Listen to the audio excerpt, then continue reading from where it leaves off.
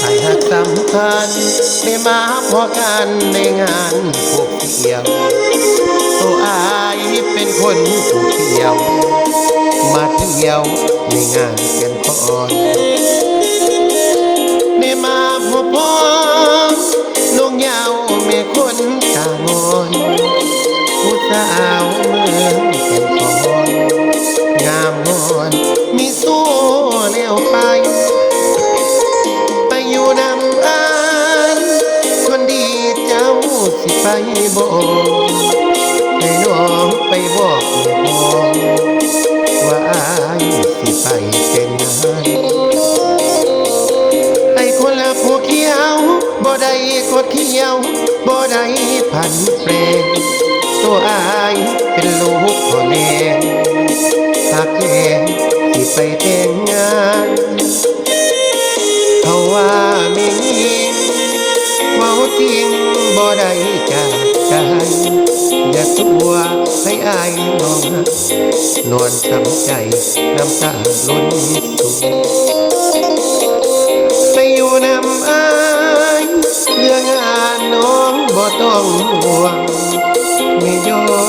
ดพุ่มพวงหลับนอนสบายใจไปนำอายบอ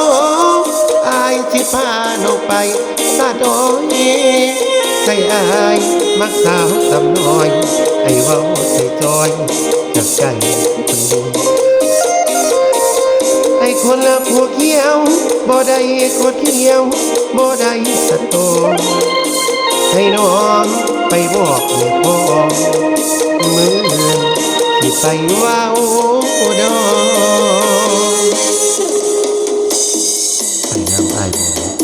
ไปสะน้อยอยู่ภูเขียว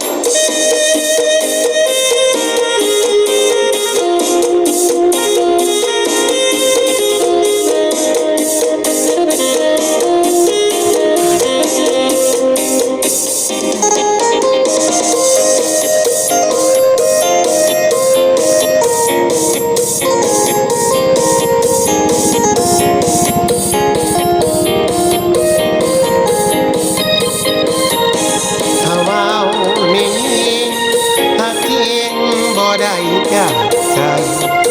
อย่าตัวให้นอนห่วงให้นอนช้ำใจน้ำตาล้นสูงให้คนละผู้เดียวเรื่องงานน้องบ่ต้องห่วงไม่ยอดพุ่มพวงหลับนอนที่สบายใจไปนำอายบอกอายสิพาน้องไปสะดอยให้อายมักสาวสำน้อยให้เว้าสวยจอยจากใจคนเดียวให้คนผู้เขียวบ่ได้คนเขียวบ่ได้สะตอให้น้องไปบอกแม่พ่อมื้ออื่นสิไปเว้า